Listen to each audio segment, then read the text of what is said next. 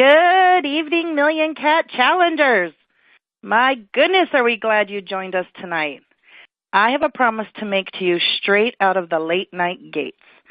I can tell you that the hour you give us tonight will be one of the most leveraged hours of your entire year. It will change everything, if you let it. I'm so sure of that. I want to dive right in, but before we do, I want to say a few things before I get too excited and forget. First, a huge thank you to Maddie's for sharing this platform with us tonight. It's somewhere between 6 p.m. and 9 p.m., depending on where you live. And here, the wonderful Maddie's team is staying late and working hard to make sure we get this life-saving information to you at a time when you can hopefully sit and fully focus without distraction. Thank you, Maddie's, for being so accommodating and for producing these webinars for all of us to share and learn from. Second, just a quick reminder that we hold all of the questions until the end, but that doesn't mean that you should wait until the end to ask them. Plop those questions in the chat box before you forget, and we'll queue them up for Sara. Okay, I'll tell you right now, it would take the entire hour to properly introduce Dr. Sara Pizano to you. If you've met her, you know exactly what I'm talking about. And if you haven't, you wouldn't believe me if I told you anyway. So let me just say this. I've had the pleasure of working alongside Sara for a few years now, and I'm still not even sure I believe she's real. Last year over a lunch date, I spent an entire hour asking her to break down her day for me minute by minute. What time do you get up? What do you do first? And then what? And what do you do exactly after that? I'm so awestruck by how much she gets done, and I wanted to know exactly what the secret was. To my dismay, I found out there is no secret. It was as deflating as asking someone how they lost all that weight, only to find out it was diet and exercise. She doesn't have hidden hours in her day. She wakes up at the crack of dawn, and she gets after it day after day, and she never slows down. Her mind moves at lightning speed and is without hesitation that I say she is undoubtedly one of the most driven people I've ever met in my life. She has the focus of a laser and the energy of a toddler, and all I can say is thank the universe she's on our side. So here's just a small sampling of the force you're about to meet tonight. Dr. Pizano earned her DVM from Cornell in 1994. She went on to work at North Shore Animal League. She became the Director of Veterinary Services at Broward, a shelter that served over 28,000 animals a year. She went on to become the Director of Miami-Dade, a public shelter that serves over 35,000 animals a year, where she increased adoptions by more than 178%. She went on to join Target Zero, where together with Cameron Moore, they completed shelter and community assessments around the country, leaving a wake of policy changes that resulted in drastic increases in save rates wherever they went. And what do I mean by that? A survey of 18 shelters they visited found that euthanasia had decreased by over 47,000 dogs and cats the first year after the assessment compared to the previous year. 47,000 dogs and cats in 1 year. Today, she's the founder of Team Shelter USA and the leader of our assessment team here at the Million Cat Challenge. She continues to impress us daily with what we are now referring to as the Pizano effect. Ladies and gentlemen, if there ever was a woman who was meant to write a playbook for us, let me tell you, it is Dr. Sara Pizano. Sara, thank you so much for being here with us tonight and sharing your wisdom with us despite of a sore throat. Thank you. Oh, my gosh. Thank you so much, Mandy. And, you know, I love the Million Cat Challenge, and I am so happy to be here. Thank you so much. And thank you to Maddie's as well. And I do have a little bit of a cold, so if you hear me take a pause, it's just because I have to have a drink of water. So sorry if that's a little bit distracting. I also wanted to mention that in the widget on the bottom, when you hover and see the resources, that the PowerPoint that I'm going to be giving tonight is in there for your reference, as well as a handout that I'll be telling you about community cats and a link to the playbook. So we'll just get right into it. So as Mandy said, I've done now over 100 assessments around the United States, and when I thought about what I wanted to convey to this audience and why I wanted to talk about the playbook and why this is so important, I thought about a couple of things that really bubbled up to the top. And one is that we are all a piece of this kind of complicated puzzle, but sometimes we hold a small piece, sometimes we hold a big piece. What's important to know is that all of us have something to offer, and even other people that we might think, oh, well, they don't have resources or they can't fund something. Everybody can bring something to the table. The other thing that's really important when we talk about systems change, and this is, make no mistake, this is about fixing the traditional yet broken animal control system that we have suffered through for all these decades. This is about changing the system and setting us all up for success instead of failure. What that entails and what is required of all of us is to say, I understand that in my microcosm every day, on my Facebook feeds, in my shelter, as a field officer, as a shelter director, as a volunteer, I see the worst of the worst. That's my microcosm. But we have to remember that that's not the whole picture, and to step out and look at things from a global perspective. And that's what I'm going to talk to you about tonight because of all the different shelters that I've visited. It's also about influencing people, whether it is municipal leaders or volunteers or funders.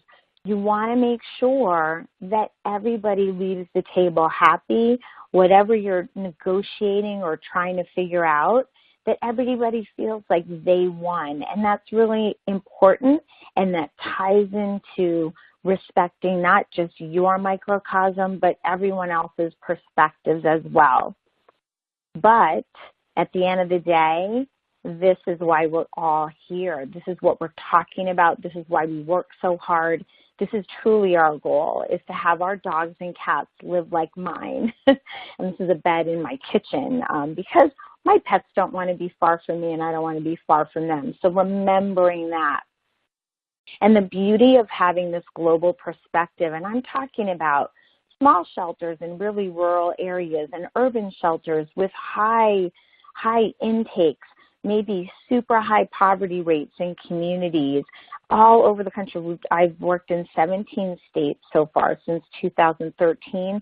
And what I found, even though everybody thinks their issues are unique or their community is unique, it's actually not true.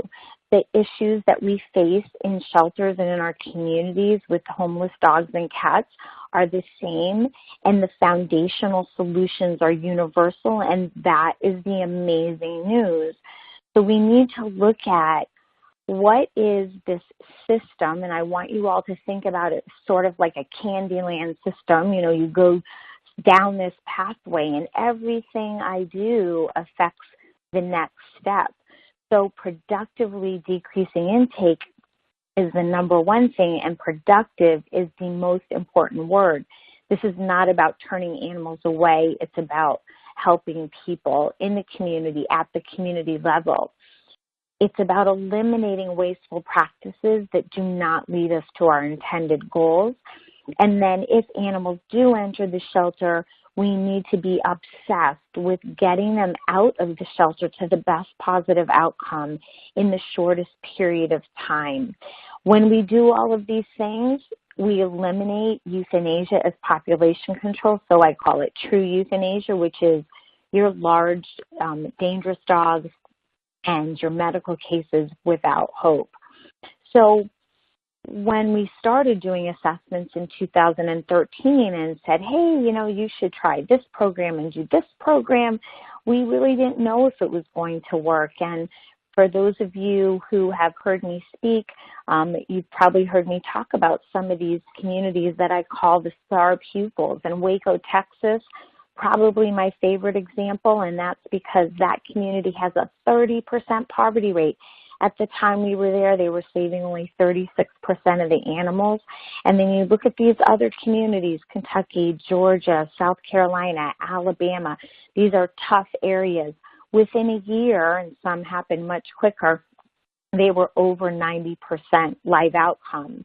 Anderson County is an important story because they had never saved more than half the animals that entered the shelter. And within 3 months, with no increase in budget, shelter space, or staff, they were over 90% and counting now a couple of years later. So this, and Mandy already mentioned this number, when I looked at 18 of those shelters and the drastic decrease in euthanasia, I was astonished and I was humbled by it. But all of these lessons led up to putting the playbook together. And the playbook is not about anything new. It is just about putting the best practices that everybody is teaching and preaching in a certain system so that it works and is foolproof every single time. So again, setting it up for success instead of failure, and thinking about everything that I'm doing could potentially trickle and ripple into something else. That could be positive or negative, and we sure want to make sure that it's rippling into something positive. But as we know, this is not just about that magical number, 90% or better, and that's actually sometimes not accurate. What we mean is that animals are not being euthanized for space or for situations where they could have been saved. So true euthanasia only. And then I do have a heavy emphasis on cats when I do this presentation, because cats have it so much worse in shelters. But everything that I'm talking about, with the exception of the Return to Fields program, is equal opportunity dogs and cats. And the information that I'm going to show you tonight is from public shelters. And as you are all online with us, so I'm so proud of you, but if there's any newbies in the audience tonight, know that all these different principles and all these things that we're talking about can be found online. Million Cat Challenge, Best Friends, of course, Maddie's. All of these amazing organizations have websites that have other webinars and blogs, and so much great information is right at your fingertips. So you never have to feel like you're alone or you're trying to figure this out yourself. But here's that Anderson County example. Now that whole bar that I'm showing, those bars, that's total intake, and then the green is live outcome and the blue is euthanasia. So you see that that bar all the way on the right is that first 3 months that it took to end euthanasia. So we got rid of the blue, and that's for dogs and cats. So really a tremendous story. Waco, Texas, you can see the same trend, a dramatic decrease in shelter intake and increase in then the live outcome percentages, right? So it's not just about the number, it's about the percentage, and we need to think about all of those things. So the trends are the same when we put these practices in place in a certain order. It starts with the foundation, and the foundation that I think is one of the most important things is, what is the public policy? I've seen so much public policy that has handcuffed our shelters and our communities, and then what happens is shelters and volunteers are working 10 times as hard as they need to be, when all we needed to do was update ordinances. And I want to take a quick poll and ask the audience here. I'm going to put on your screen, there should be a thumbs up or a thumbs down. So my question for everybody is do you feel comfortable talking to your commissioners and your mayors and your county and municipal leaders and city leaders about your animal control issues or your community programs? So thumbs up or thumbs down. And that gives me an opportunity to, hold on, sorry, I think I just, there we go. Okay, you should see a thumbs up or a thumbs down. So if you feel comfortable talking with your municipal leaders about public policy, thumbs up. And if you don't, thumbs down. So public policy is super important. We're just waiting for a few more people. I'm going to go to the next slide. But the public policy really is the framework for an organization, and sometimes private shelters say to me, well, You know, we're not responsible for public policy, so we don't have anything to do with that. You have everything to do with that, because public policy sets the rules for how long you have to hold stray animals. Perhaps it has to do with your adoption fees, return to owners, and lots of other things. So animal welfare advocates absolutely should be involved in effective public policy. All right, so good. I'm glad to see. So more people are comfortable with talking to their elected officials. So 35% are more comfortable and 25% not comfortable. So we want to educate our public officials and make sure that everything that is done, especially in a county facility and with county staff and public money, that everything is focused on public and animal safety and, of course, life-saving, and that our ordinances and laws are in line with best practices. So we have to think, again, go back to that first slide where I said, think about everybody else's perspective and leaving the table with everybody being happy and feeling like a winner. This is how we have to approach our civic leaders. This is what they want. They want to be fiscally responsible. They want to look good in front of their communities. They want happy constituents. And this can happen much easier when animal welfare organizations are unified and educating them in a consistent way. And we need to do that with data. So it's not helpful for a public official to have animal welfare advocates come into their office and say, you know, there's lots of animals suffering and there's, you know, too much of this happening. That doesn't help them. But when we give them information and perhaps say, you are doing this program that fails 97% of the time, which, by the way, is what happens with a stray hold for cats. It fails 97% of the time to help us reunite cats with their families, right? So that's what I mean by it has to be driven by data. We need to go to our public officials and say, here's the data, here's what's happening at our shelter, and here's what's happening nationally. So this is why we're going to recommend this particular program or change. So when we look at ordinances, I'm looking at those stray holds. We also know that with dogs, they're being reunited within 3 days. So a 5 or 7 day stray hold is excessive, number one, and not helping us with that reunification goal. Now, I understand there are some states, there's 7 states in the United States, unfortunately, with 7 day stray holds, which I would love to see change. So we do have to make sure we are abiding by the state laws. But in general, we want to keep those stray holds for dogs as short as possible, 3 days, and no stray holds for cats, for example. So when we go to our public officials with these things, it helps them make an informed decision. And when we're divided, they don't know what to do, and that's often when things are stalemated. So as I mentioned, the 3% return to owner rate for cats is a national statistic, and there has not been a shelter yet that I've seen any much higher return to owner rate for cats. I do use the word scandalous when I talk to public officials. I say this is a scandalous waste of money because, again, that's what they're interested. That's how I capture their attention. Now, for me and you and I know this is going to result in saving cats if we get rid of this stray hold and do things right. But I'm thinking about how I can get them involved and buy into this decision and make the right decision.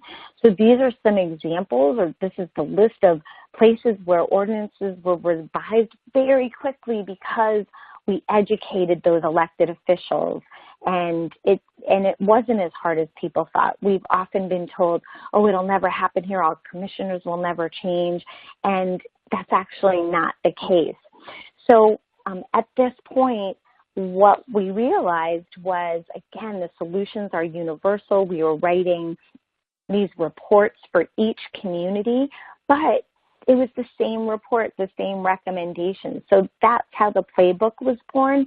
So all of these key points are part of the playbook that is supposed to be a very quick reference, has lots of great backup and information and details and all these amazing success stories about shelters that are just like yours.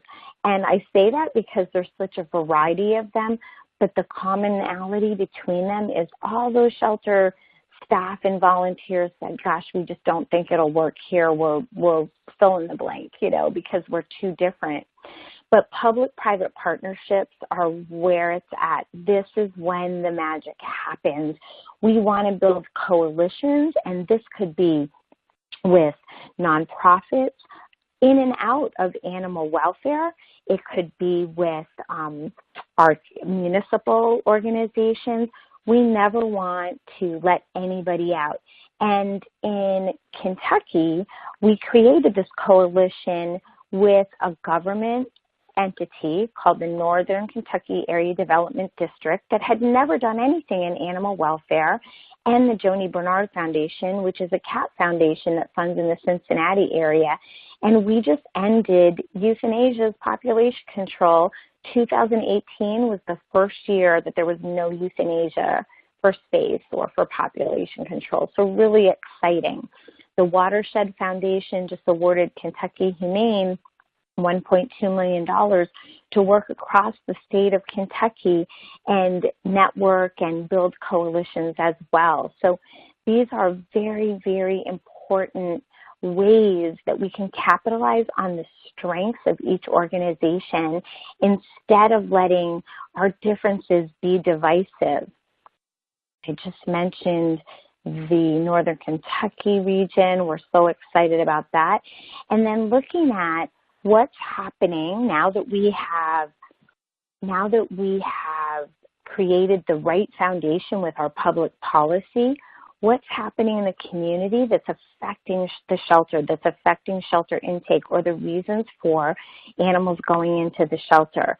So we look at strategically, what can we do in our communities that will decrease shelter intake productively? So targeted spay-neuter is one of those things.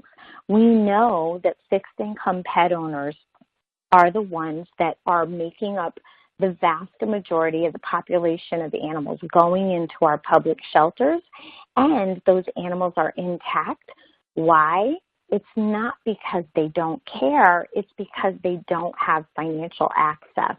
So when we subsidize those fixed income pet owners, and that 5 to 10 per thousand means that we're subsidizing about 5 or 10 of those surgeries per thousand regular residents in a community, we will see shelter intake decrease.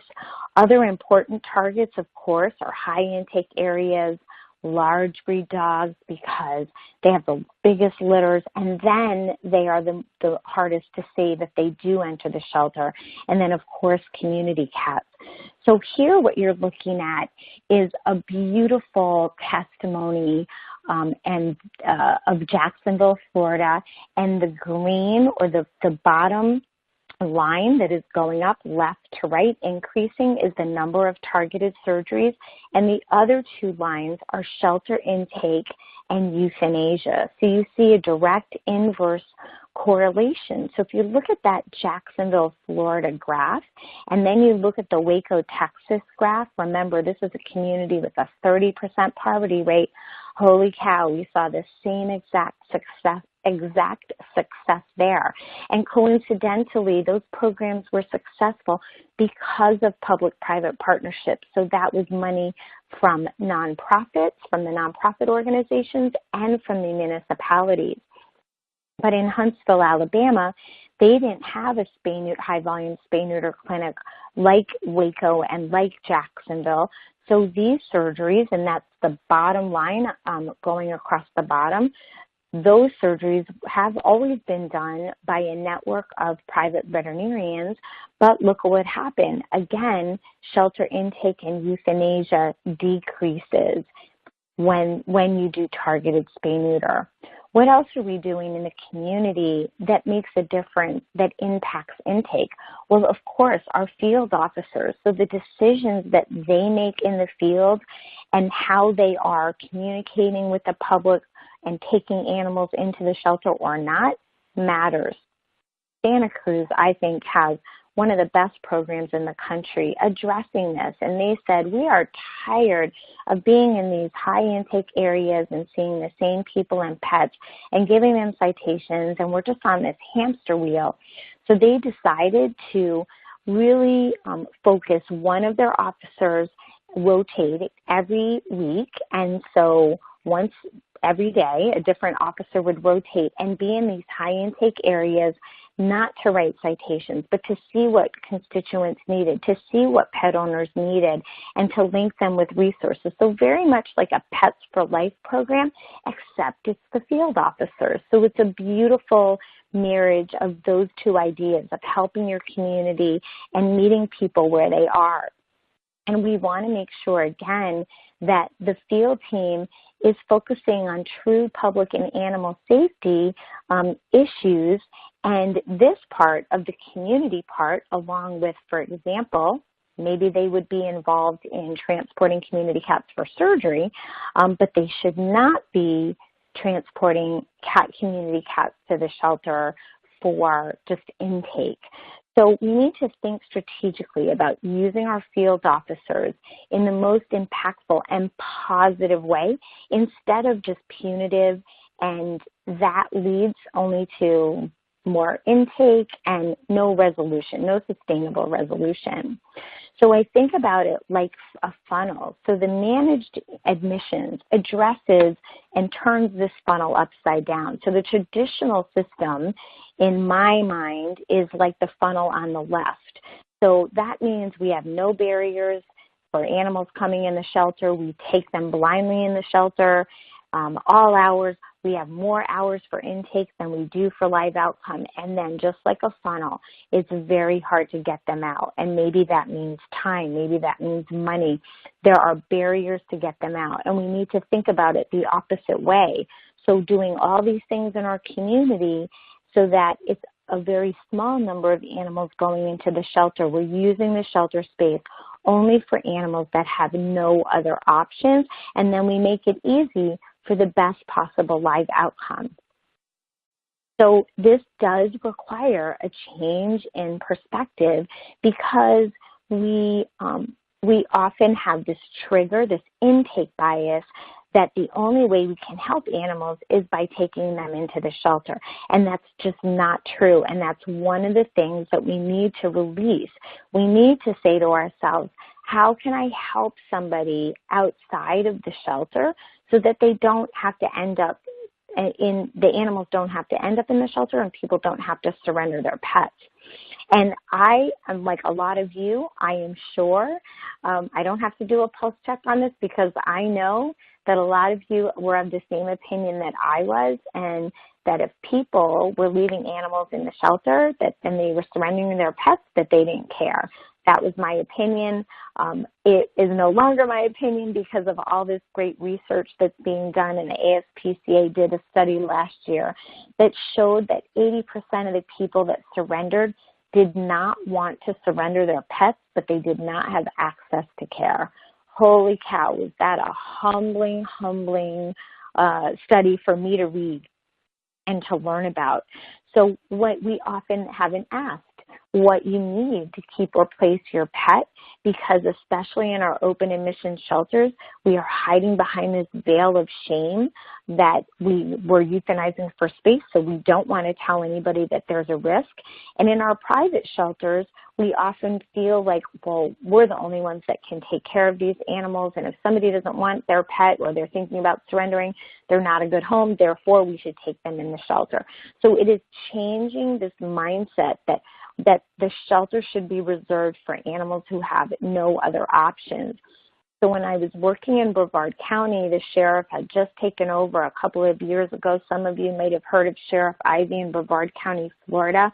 He had just taken over the shelter the year before, and we said, you really need to do this managed intake thing, and we just want you to ask people what they need to keep or place their pets, see what you can do to help, see how you can help Good Samaritans foster those babies. And that's what they did. And we said, oh, if you help 30% of the people outside of the shelter, then we're going to call that a win. And look at what they did. The very first year, 80% of the owner surrenders were prevented from entering the shelter, and they were helped in other ways. In Jacksonville, they were overwhelmed with the number of animals coming in the shelter, and even though they have an amazing live outcome program, they weren't keeping pace. And so this Good Samaritan program actually started out of desperation. They asked Good Samaritans, we don't have space right now. Could you possibly foster them, and we'll vaccinate them, and we'll spay and neuter, and can you help us place them, or we'll set you up for, when we have an adoption event, you'll bring them back so they don't have to stay in the shelter. And what happened was a miracle. Really, it's not a miracle. It makes sense, but it feels like a miracle. They went from a couple of hundred, maybe 300 fosters a year to several thousand a year. And again, they have a live outcome system that's like a beautiful machine to positive outcomes. So it's not about just getting stuck in foster, but this was because they engaged their community and they say, wow, we need help. These animals would be at risk, we would be overcrowded, and we would have to euthanize healthy animals. Can't you please help? And the community rallied. And this is what we find when shelters ask the community and engage the community. Everybody wants to help. They just don't know how, and they're not giving the right opportunities. So think about this and think about seeing how you could support a Good Samaritan in caring for those pets. Sometimes shelters would say to us, well, we asked people if they could foster, but they say no. But they never said, hey, we're going to give you the vaccines and the surgery. And remember, for a regular person who doesn't have a high-volume spay-neuter clinic in their back pocket, it's really expensive to do all those things, provide all those things for those babies. So when you are able to provide those things, it really breaks down that barrier, and it makes it a much easier decision for them. In Nashville, they started a Skip the Shelter program. They have a brochure. There's lots of great information on their website as well. And I'm sorry, that is not now. This is supposed to be Memphis, Tennessee. Sorry, Memphis. This is Memphis, Tennessee. First year, they decrease owner surrenders by 30%. So you know what? It's not always going to be 80%. And some people say, whoa, it's not going to work here. But think about it. If it's 10%, 20%, 30%, whatever it is, those are animals that don't have to come in to the shelter and have the opportunity to stay in somebody's home instead. Don't forget, too, now there's all kinds of great virtual adoption options. Home to Home is such a great organization, a great website. I definitely recommend that you check it out. It's very similar to the Adopt a Pet Rehome, but it's tailored to your own particular shelter. And what this is a website that is controlled by your shelter or volunteers or whatever your group is. And the person in need of surrendering their pet sends you their information that's posted on this website, and then an adopter would go there and do a direct adoption. So again, this is a way to bypass the shelter. HomeToHome.org. It's a great, great program. I think that the Return to Field program for community cats is by far the most impactful thing that any shelter, public or private, can do to decrease intake, eliminate infectious disease for cats, or virtually eliminate infectious disease for cats and stop euthanasia. This is the most important program that every single community needs to do. And when we talk about Return to Field, which is a horrible name, we're not returning them to a field, we're returning a cat that is not lost to begin with to their original location. So this is a friendly or a feral. This is a community cat, friendly or feral. Very important distinction. There's no such thing as a stray cat. Cats are not lost. About half of Americans, we estimate, allow their cats in and out, and I have no idea why. We have trained the public to bring cats that they see outside to a shelter. It makes absolutely no sense. But in any event, those cats are not lost. And these are the ones that we're talking about going into the shelter 1 or 2 at a time. And we call this program Return to Field. Instead of taking them into our program, they are into the adoption program. They are instead sterilized, ear-tipped, rabies vaccinated, and put back where they were already cared for. So when we looked at over 100,000, well, I didn't, it was Best Friends did the largest study on this. Over 100,000 cats were looked at in all these programs. Jacksonville looked at over 25,000 cats. Less than 1% were too sick, ill, or injured to put back. So this is not for sick or injured cats, but the majority of these cats are healthy. They are 10 to 12 pounds. They have a great body coat. They have beautiful, beautiful coats and are healthy. They did not need our intervention. Some shelters say, oh, well, this one was friendly. We had space in our adoption area, and so we think we can find them a home.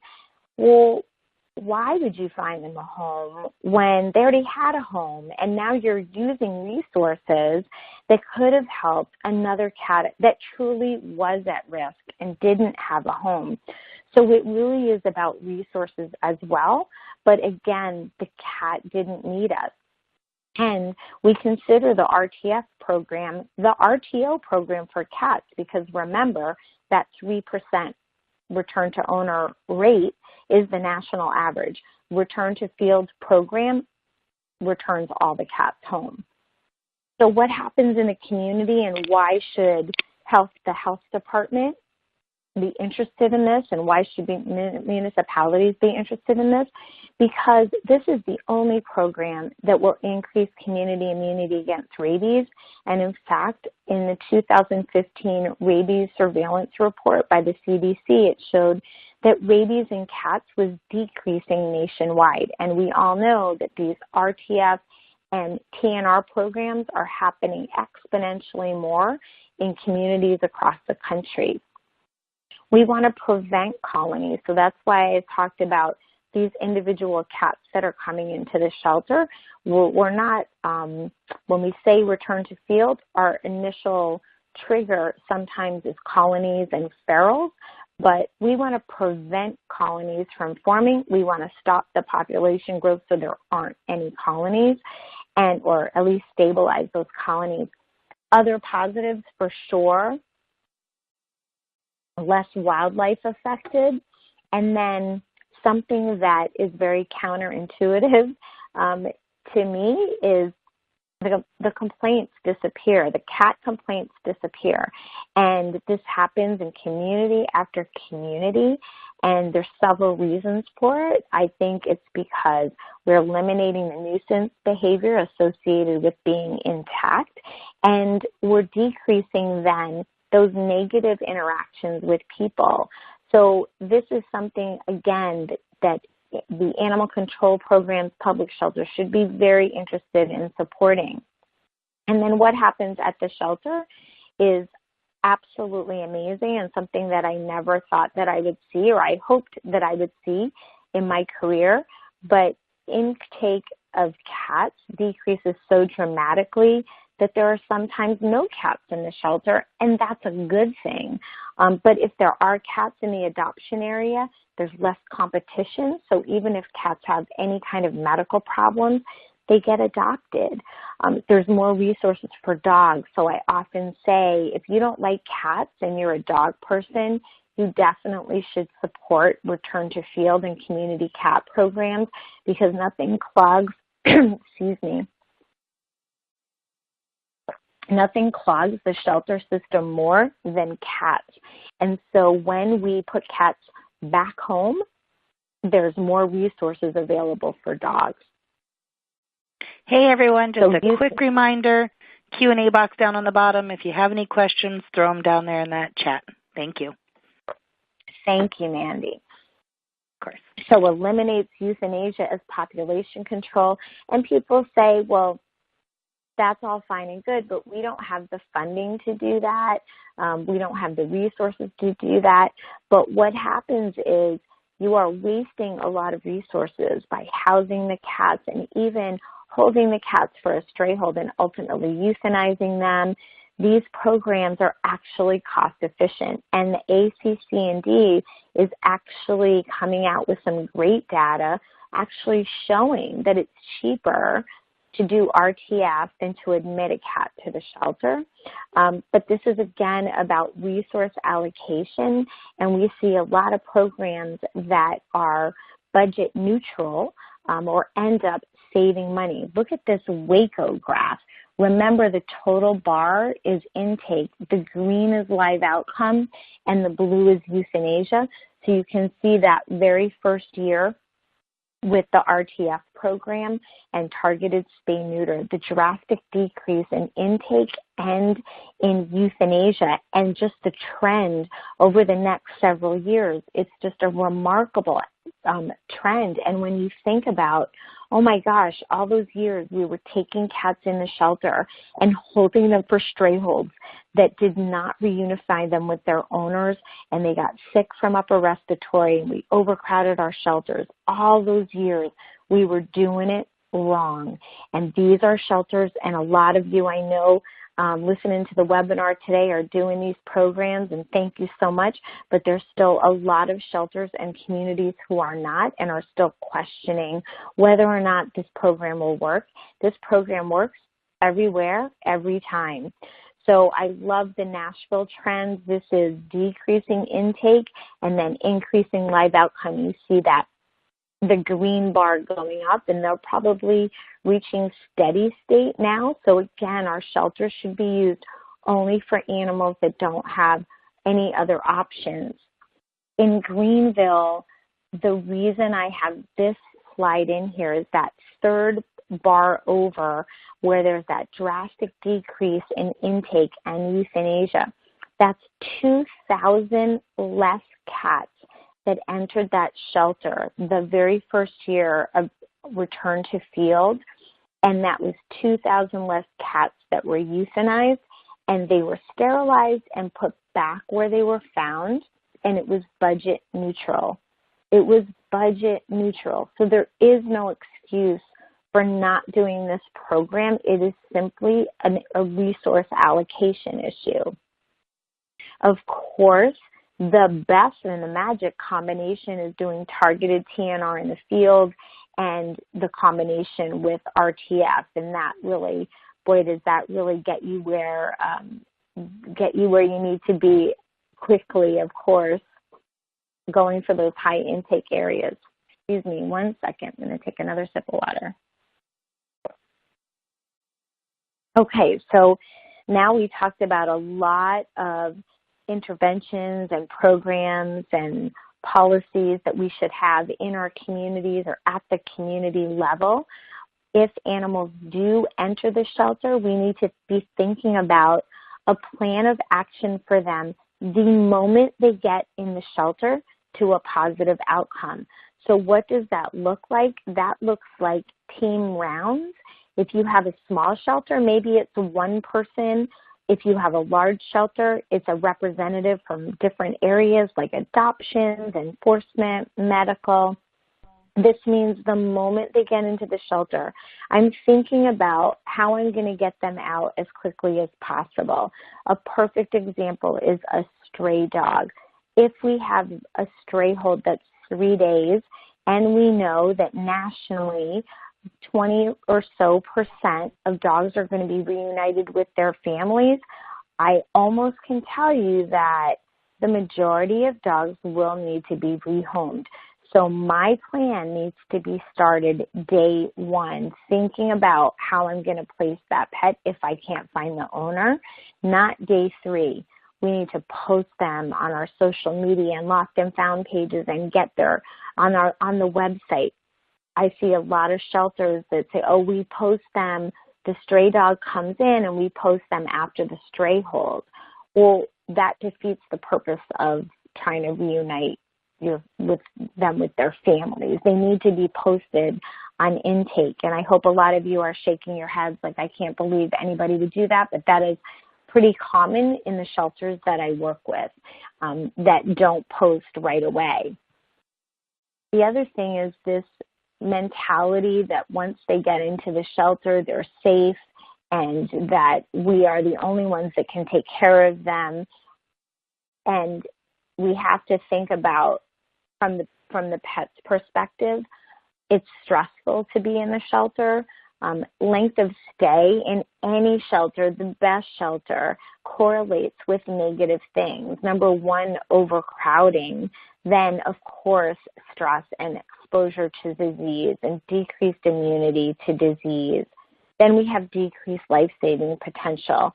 And now we're in trouble because now we're looking at euthanizing for space, and it's more difficult to place animals with infectious diseases, of course. So this length of stay issue and this sense of urgency needs to be instilled in every single shelter, whether it is public, private, limited admission, open admission, it doesn't matter.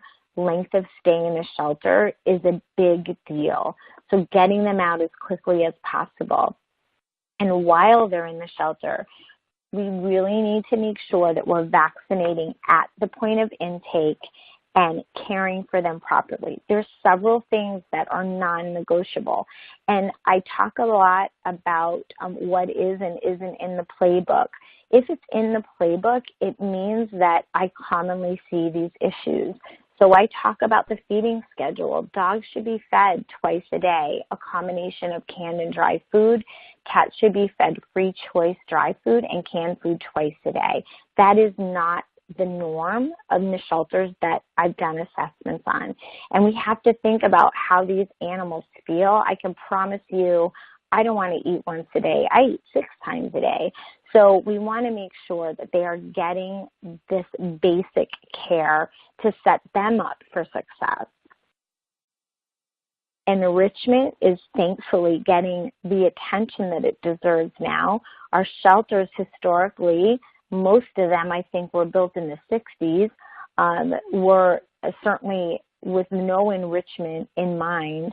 We need to make sure that all animals have humane housing.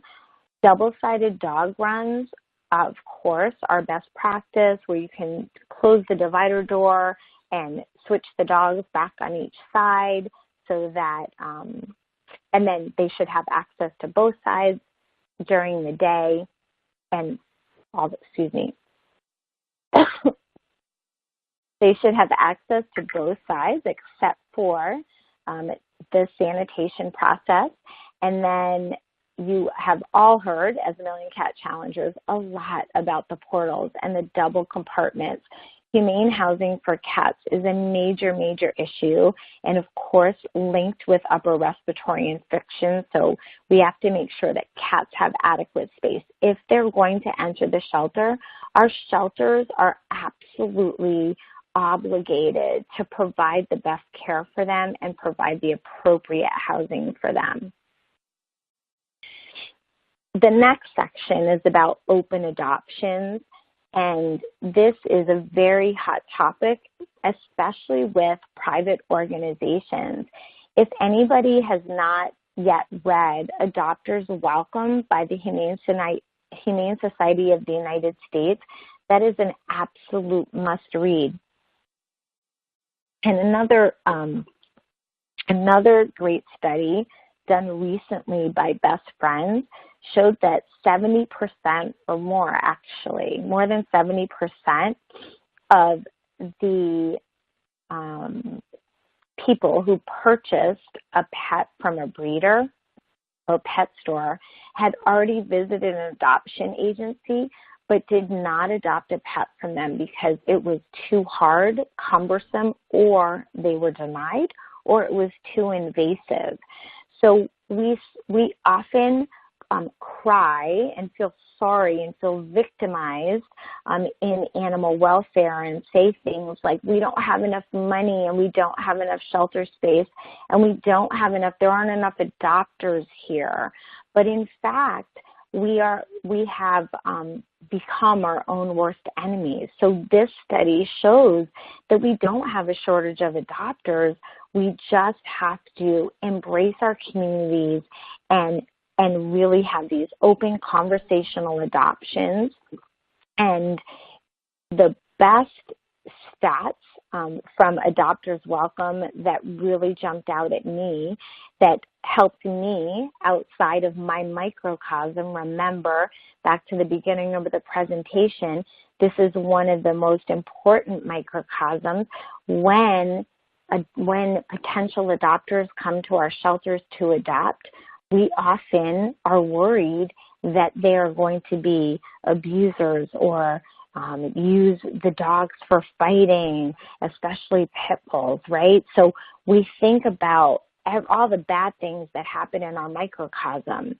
But what Adopters Welcome shows is that 144 million pets live in families happily in the United States. 6 to 8 million end up in shelters each year, and a very, very minute % of those are actually victims of cruelty, neglect, abandonment, things like that. And so when somebody comes to an adoption agency, the odds are far greater that this is going to be a good adopter, and we can increase those chances by becoming a resource for them, by becoming a partner with them, by helping them assimilate their pet into the new home, by educating them, and by being there for them after the adoption. It's about making the best possible match. It's not about just getting rid of animals and giving them to anybody. We want to make sure that it's the right match. Another thing that I found very humbling was I always thought that high adoption fees were correlated with people who cared. So I needed to make sure that that was a serious adopter. Well, that's actually not true. We now know that it's not in any way correlated to how a person would bond with a pet. So fee-waived adoptions, especially for cats, is what's recommended, and that follow-up is absolutely crucial.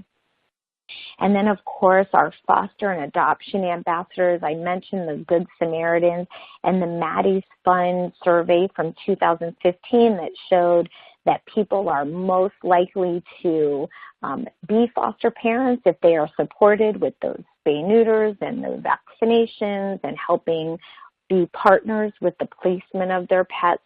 The Pet Assistant, the Maddie's app, is compatible with a lot of the shelter software, and I know they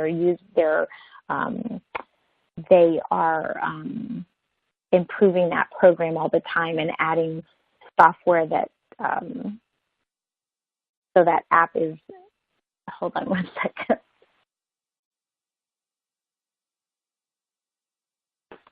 So that excuse me, that app is compatible with a variety of shelter software. And then, of course, showcasing animals outside of the shelter as an adoption ambassador is such an amazing way to highlight the true personalities of the animals that can be very afraid in the shelter and not really be their true selves. We want to empower those people and help volunteers make the best matches themselves, because who better to place their foster pets than those volunteers. We want them to also have an open adoption philosophy. So again, this isn't about getting stuck in foster care or a long length of stay in foster care. It's about in and out to their permanent home. So those are the highlight. Oh, sorry, I have one more slide left. Transfer partners could include rescue partners or other shelters like that have a shorter length of stay and higher adoption rates. I love transfer partners, 501c3 rescue groups. There has to be a mutually beneficial partnership. So it's really important that shelters and rescue groups work together to have a very clear standard operating procedures for both sides and make sure there's streamlined communication. I don't recommend having fees to transfer animals for rescue groups from shelters because they are part of this amazing life-saving puzzle and should be looked on as a partner and should not be charged to transfer animals. And then, of course, again, I keep going back to those rescue groups should have an open adoption philosophy as well, because it's not just about getting animals in the shelter, but it's about getting them to their positive outcome. So all of these things and all of these pillars that I talked about this evening are in the playbook, and there's lots of studies and backup so that you can feel confident that all of these things can work in your community as well. There's lots of resources. The playbook is available on Amazon, and there is a link on the bottom of your screen. There is a green widget, and again, along with this PowerPoint, there's a handout about community cats and communicating with municipal leaders and other leaders, and there's a link to the playbook in there as well. So, Mandy, I think I'm 4 minutes. I'm right on time. I wanted to end at 60 minutes. If I shook my head any more times, or if I nodded any more times, my head would roll right off. Amen to all of that. Yes, yes, yes, and yes. This is the future of sheltering. I said yes as many times as I've dog-eared one of the pages in your playbook. Thank you. Awesome. For all of that. You have tons of questions, as I'm sure you would imagine, stacked up, but I just had to tell you, yes. Okay, you ready? Awesome. Okay, great. So everybody's on the same page. We're good. This is where we're going. This is period. Yeah. Get on the bus. This is where it's going. Any tips on how to get our city council to allow TNR or return to field? Yeah. Okay, so again, again, this is, every single community, I have this conversation with civic leaders, and I was in the city of Dallas, population 2 million something. I was in McCreary County, Kentucky, population 5,000, and I have the same conversations over and over. So I put together a handout that speaks to, it's a bullet point, it's a high level, here's what you need to know, here's why we're recommending this, here's why it works. That's the handout that's in the resource page. Okay, does everybody know where that is? Look at the bottom of your screen. You'll see the green widget. Click in there, and you have links to these resources that Sara has provided. And just a reminder to everybody who's here tonight, you're all in the running to win playbooks. We will announce them tomorrow on our social media and via email. So if you're a winner of a playbook, check our Facebook page, check your email. You'll find out there. Whether you win or not, make your way to Amazon and get this book. It's worth its weight in gold. And this is Christy just jumping in to also thank Karanda Beds, because they also donated a 5-tier cat tower as one of our prizes too. So we'll be giving that away as well. Thank you, Christy. Yes, yes. And so, Manny, I just wanted to say a few words about the RTF and convincing civic leaders. So that handout will be very helpful and for you all. But your approach is this. To your civic leaders, I'd like to talk to you about a fiscally responsible program, because I'm sure that you have far greater things to deal with other than cats. Let's just get cats off the plate. Get cats off the list. Get cats off your payroll. Let's solve this problem and approach it, again, from a fiscally responsible viewpoint, as opposed to it being about the cats. So, number one, when you sterilize the cats, you're going to decrease that nuisance behavior. Number two, remember what your civic leaders are hearing. They're hearing about colonies of cats most of the time. It's a lot of ferals and it's a lot of colonies. Why? Because those caregivers did not have access to spay-neuter. So you have to respect that there are issues like, okay, we have to get everybody sterilized, that we do have to start somewhere. We want to make sure that it's made loud and clear. This is not a free-for-all for cats. this is about being a respectful neighbor. If you're feeding your cat outside, you're putting the bowl out, you're picking it up, you're not attracting wildlife. You're not feeding in wildlife-sensitive areas, right? So you have to continually, again, try not to think about the emotional aspect of the cats and what you want in the long run. You have to think about what they want is they want their constituents to be happy, and they feel this is a public health issue. So sometimes they say, well, you're talking about having all these cats running all over the place. And I said, well, I would say, you're talking about sterilizing cats, so it's less cats. But sometimes people think this means more cats. I'll never understand that. But it's about less cats. So start with the common goal. We all want less cats outside. We want them cared for.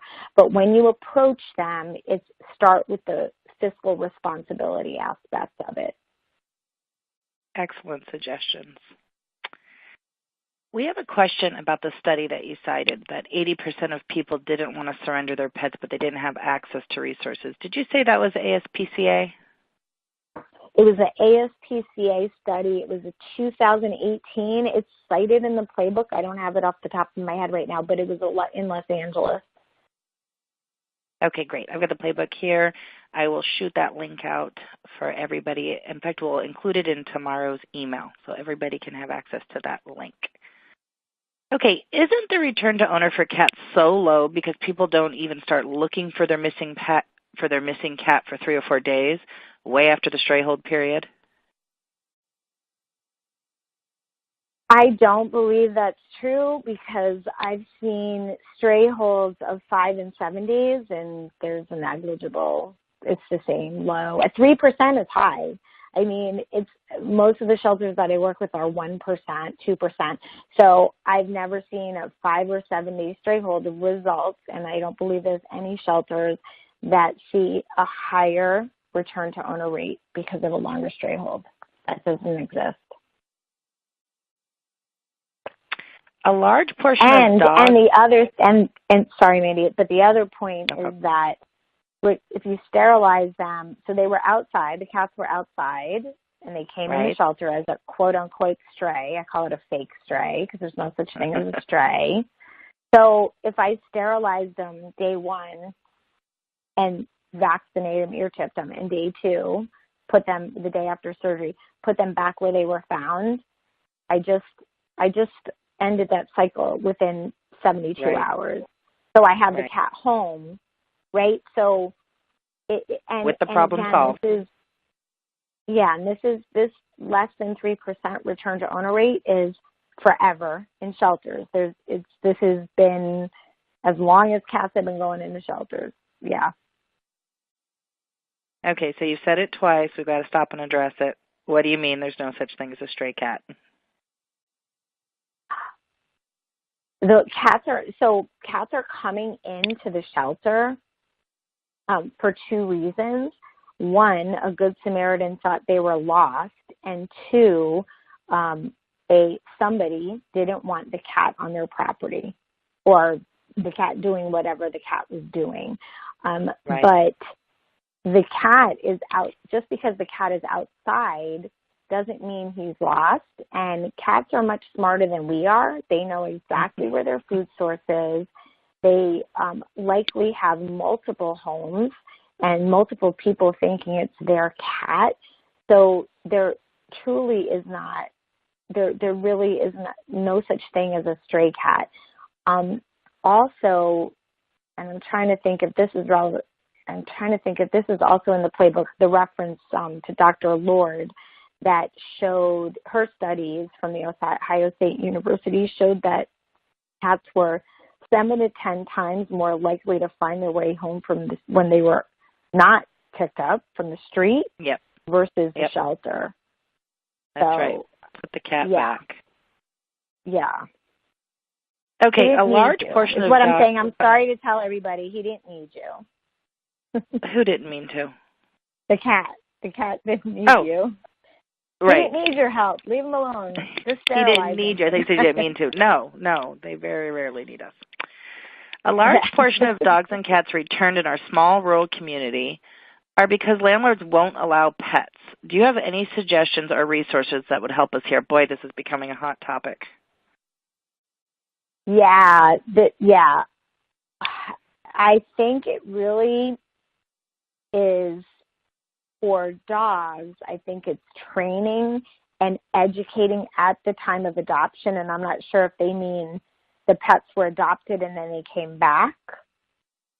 But there are organizations, there's a lot of private shelters. Public shelters can't do this, but private shelters can get involved with apartment complexes or landlords and really try to come alongside them and help people with training, behavior training. There's a lot of people who recommend getting your dog the good citizenship certificate, because remember, landlords are saying no pets because there were irresponsible pet owners, right? So somebody didn't pick up the poop or their dogs destroyed the house or what have you. So helping people with those training issues, I think, is very important. But at the same time, the good citizenship and really working with landlords or apartment complexes and things for those private organizations, I think, is important. And offering those property managers the assurance of insurance. Sometimes the deposit or pet rent is enough to cover it, but if you're able to carry insurance and really put their mind at ease, that's very helpful. Our next question is very similar, but with a slightly different angle. How can rental property management be encouraged to work with local shelters to help cats abandoned in their units get proper help rather than simply chasing them away and thereby increasing the number of abandoned community cats?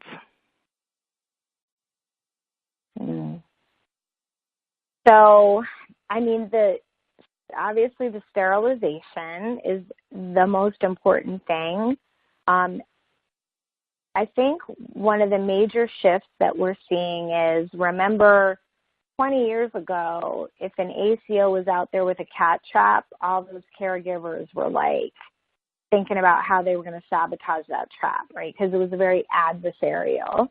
And now we see animal control officers that are partnering with TNR groups, and now everybody's coming out of the woodwork. So I think it's the same approach with an apartment complex, is making sure the cats are sterilized, number one, but also feeding, where they're feeding and things like that, having rules, but at the same time working together instead of like trying to make it adversarial, like chasing the cats out or what have you. I think it's the same kind of principle. I love that. I've noticed when I've stayed at hotels lately, they often address the community cats and say, these cats are at work, they're keeping the area rodent-free, and they're working alongside us to provide a great stay for you. I think apartment complexes could probably take a page out of that book and say, we know there's community cats and they're here at work. Yeah. Regarding screening of potential adopters, is it recommended to not deny adoption of a cat to a person who does not intend to keep the cat indoor only? I know several cat rescues that require that condition. Is that considered too restrictive, or deny cat adoptions to homes with toddlers and small children? Thanks. Well, I have a toddler and I let my cat outside, so I guess I'd never get a cat. Right. So that's a great question. Thank you for that question. So let's think about this. We know about half of Americans allow their cats in and out. Again, I would never let my cat outside. That's me. However, my own mother would never let her cat only stay inside, So we have to accept that as a reality of how people live with cats. So if somebody came to an adoption agency, what's to stop them from saying, oh, no, I'm never going to let him out? So you can't control what they do after they take the cat. So you want to educate them. Hey, it's really safer to keep them inside and blah, blah, blah. But they're going to be sterilized. They're going to be rabies vaccinated. You can only educate that person. But denying a person that says they're going to let them outside is So yes, you should not deny a person that says they're going to let the cat outside. You should educate them about why it's safer to keep them inside, but you don't have control over what they're going to do anyway. And they may have all the intentions to let them outside. I think it's most important to educate them about it. And a shelter is not the only place you can get a cat. If I'm told no, I'm going to go find a cat somewhere else. And there goes those adopters that we said aren't coming in the door. Better 100%. To have a relationship than work on changing and then behavior. They'll what? And then they'll go to a breeder. Well, there's plenty of cats. You really don't have to go to a cat breeder. Right. I think they'll just swing over to Craigslist and possibly get a cat that's not sterilized. What do you mean by open adoption? That the foster stays in contact with the adopter or?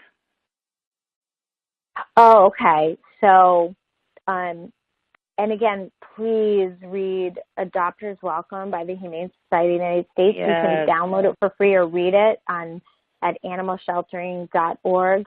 And it's beautiful guidelines about open conversational adoptions. But what it means is I'm going to welcome you into my adoption agency as a potential partner and amazing owner of one of my shelter pets.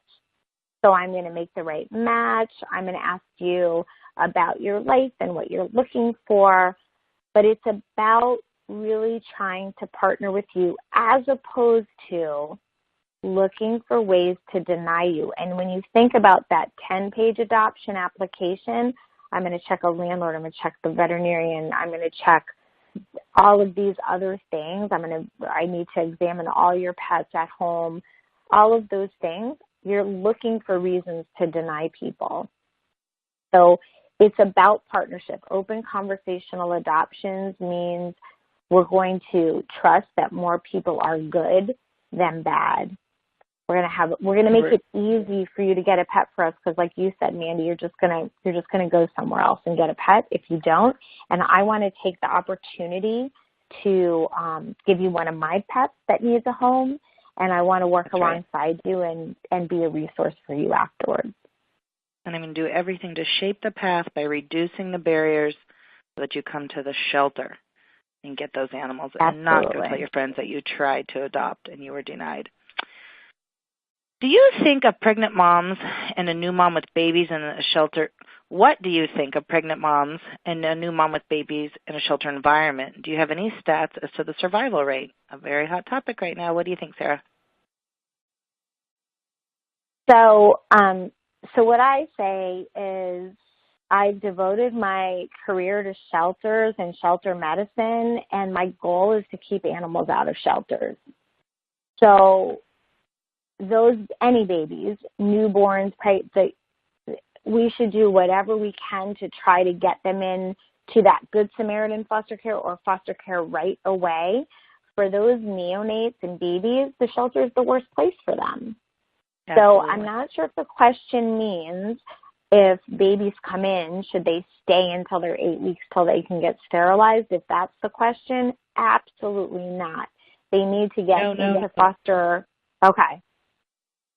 It's just I don't know if that's what the question means. I'm saying no, they should not stay in the shelter. Oh, right. Right. So the shelter is the last place you want those babies, so it's really important to try to find an alternative placement for them, for sure. And what about people who are calling and saying, I found this litter, it doesn't look like mom's here right now, I'm nervous that they're in danger, what should I do? Right, that's a good one too. So we need you to keep an eye on them, but the mom has to go get food. So they often leave their kittens to go get food, and they'll come back. And oftentimes what happens is when people go back to check the kittens, they're not there. That's because the mother moved them. Yeah. The kittens should stay with their moms. Yeah, absolutely.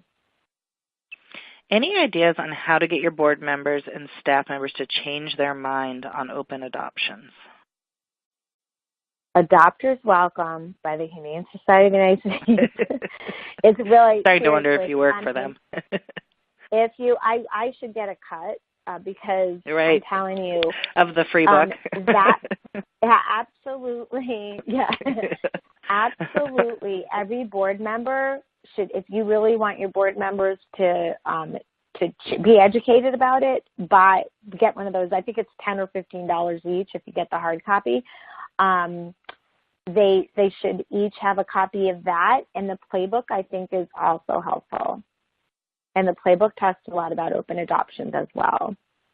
And of course, you can download Adopters Welcome. Yeah.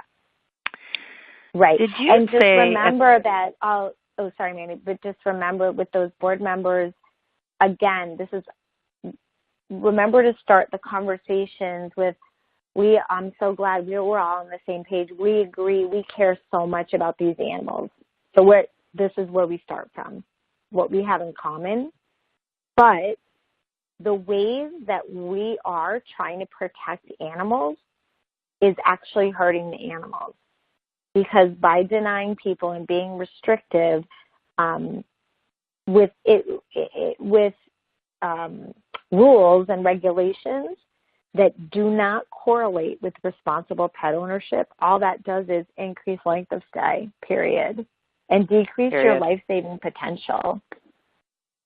And prevent you from starting a relationship with somebody who came to you for help. Right. Right. Did you say at the beginning? Adopters Welcome in the playbook. Adopters Welcome in the playbook. And Adopters Welcome. Did you say at the beginning that the practices have to be implemented in a particular order? What if there are some that we could do right away and that you wouldn't necessarily, and what are the ones that you wouldn't necessarily recommend doing first? What a great question. That is such a great question, and a question I get often. No, there's whatever you can check off the list today, check it off.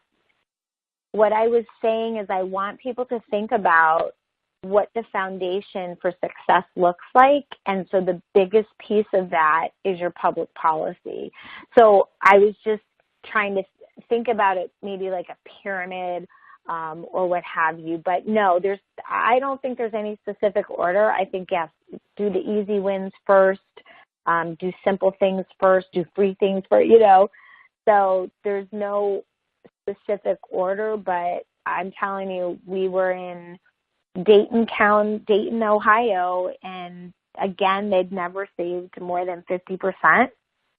And within 3 months, they're over 90%. Now, there was a lot of systemic change, and especially with cats and cat contracts, which was exciting.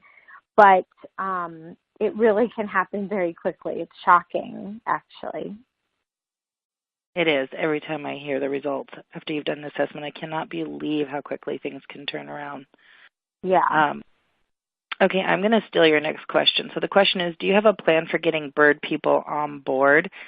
And I say yes. Go over to millioncatchallenge.org. Check out the resources, look for the webinars, and you'll find an amazing webinar by Dr. Kate Hurley, Cats, Birds, and Animal Shelters, that spell out exactly how to get people on board. And it's much like Sara said, birders, cat lovers, we have the same goal. We want less cats outside, and there's only one way to do it. So watch that webinar. It's very data heavy. It shows you all the wonderful strategies on getting bird people on board. Did I totally steal it? You have anything to add? I do have something to add. Again, think about other people's perspectives. And I say this because when I started as director in Miami, the parks department and the cat people and animal control were not speaking. I mean, it was done. And when I finally got everyone back to the table, what I realized was the feeders were feeding the cats in parks right where these migratory birds were landing. So that's why everyone was up in arms, but they weren't nobody was having a conversation about it. So ask the questions like, okay, so there could be issues where we need to work together and have common sense solutions. And this common sense solutions was sterilize all the cats, move the feeding stations, end of story. So then it was a group hug after that. So remember to ask the questions in a respectful way and find out really what are the issues. But the main, like you said, Mandy, less cats outside, period. We have the same goals. And an excellent point. Don't assume you know the issue. Take time to ask questions. Good point. Are people concerned with the cats in the fields killing birds? And why not adopt out friendly cats?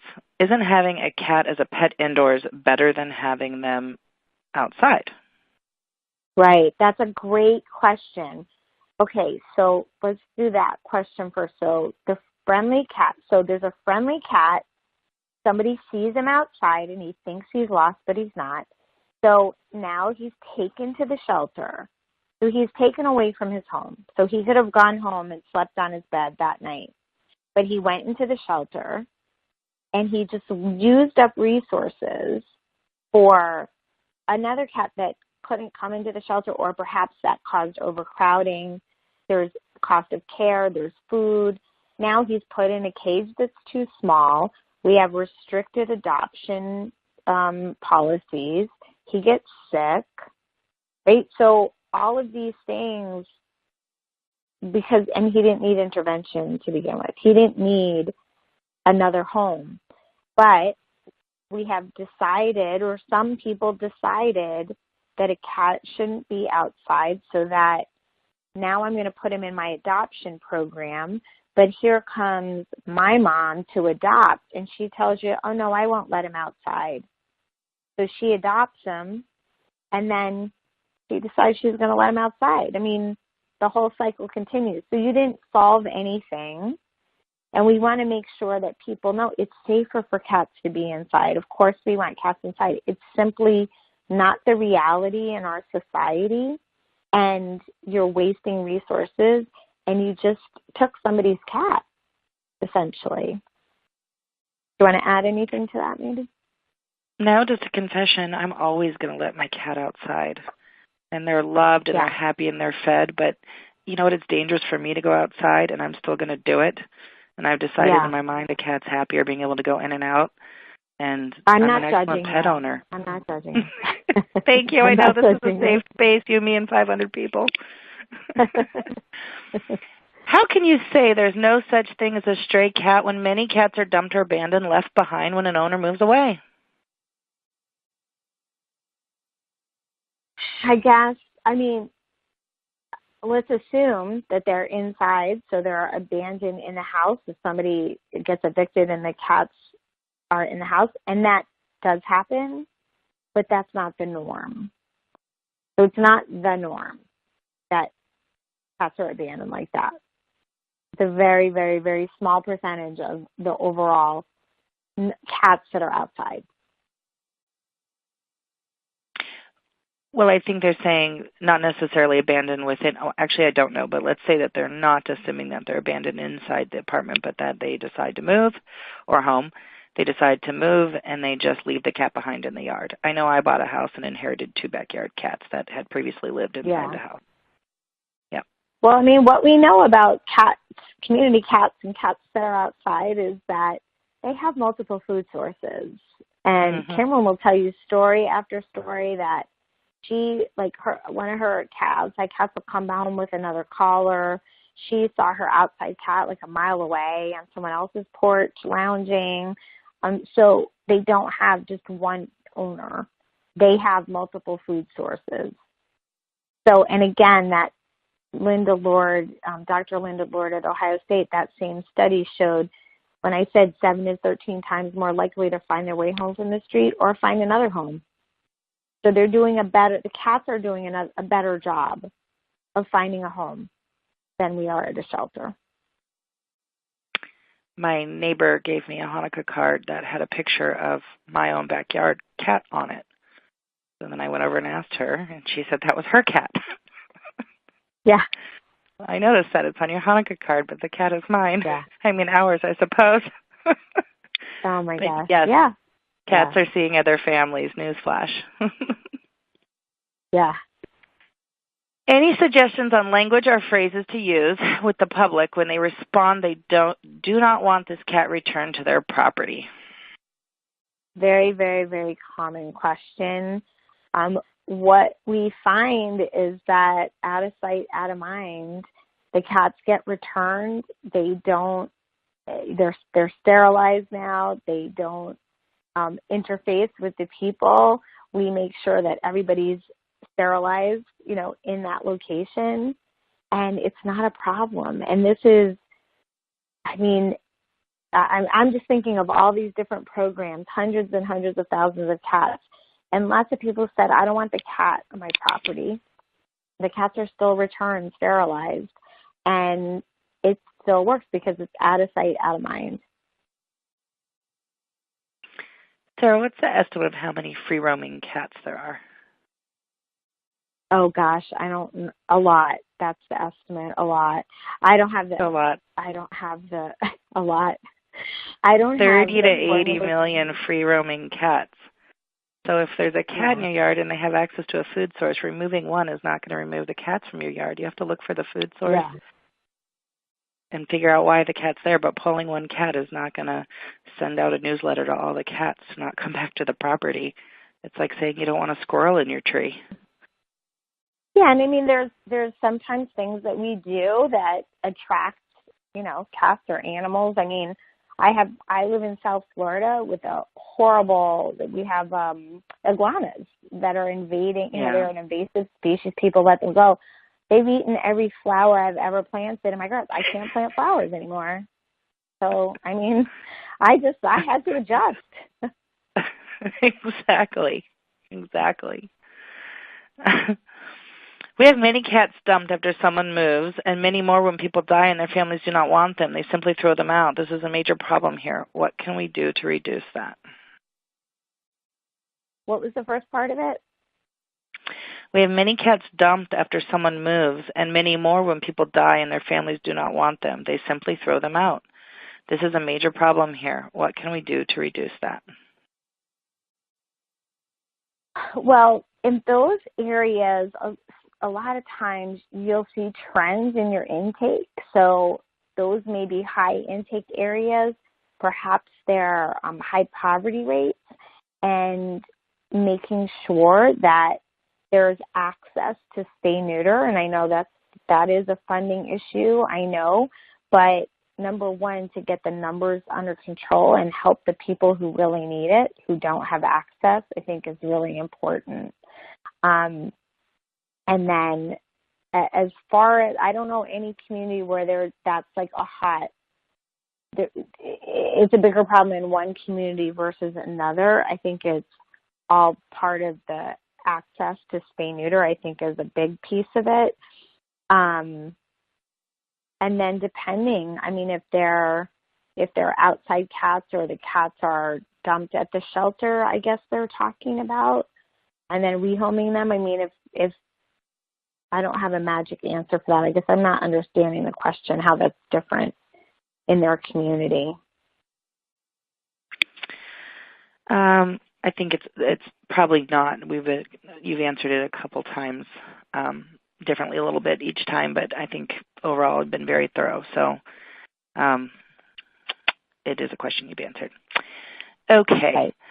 Are there plans for releasing the Best Practices Playbook for Animal Shelters in ebook format? My apologies if this has already been answered. I missed the first 10 minutes of this webcast. I asked because I think that this valuable content would get more readers in need of it if this was an option for purchase.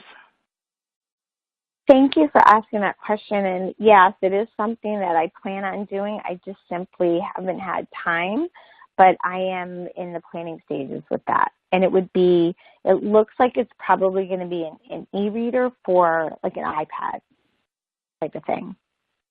Perfect. Okay, so we only have 2 minutes left, so I'm going to rush us through here because we have 3 questions. So can you elaborate on the appropriate feeding of both dogs and cats? A lot of times public says that the animals, especially cats, are overweight in shelter environments. What would be ideal for feeding? Is timed feeding a good idea? So, yeah, I definitely think for dogs, mixing canned and dry is absolutely essential. Twice a day for regular dogs, but puppies and special needs, like maybe it's nursing moms or sick, obviously malnourished, they should be fed 3 times a day. And then cats, should be fed, have free choice, dry, and then canned twice a day. And again, kittens should have canned 3 times a day, or special needs 3 times a day, spread out. And the thing is, I have never heard of complaints about shelter pets getting fat, but the thing is, if they're getting fat in the shelter, that means they have their length of stay is way too long. Yeah, exactly. For sure. Right, okay, so I said the little. They can't exercise. I'm being told that we're actually going to fall off the edge of a cliff here in a minute, that this is going to shut off. So I just want to remind everybody to head over to Maddie's Pet Forum. There are a few questions that didn't get answered. If you have more questions for Sara, head over there. There's a community there waiting to help you and answer some of these questions that we ran out of time for. Sara, thank you so much for making the time, for staying so late, especially when you're under the weather. We appreciate you and the time you spent putting together the Best Practices Playbook for all of us in your community. Thank you so much for having me. Thanks, Maddie. Thanks, Million Cat. All right, everybody, look for an email that has all of the winners of the playbook, of Kuranda, that has the links that you need to the studies, and have a great night. Sleep tight, and we'll see you in Maddie's Pet Forum. Good night, everybody. Good night. Thank you.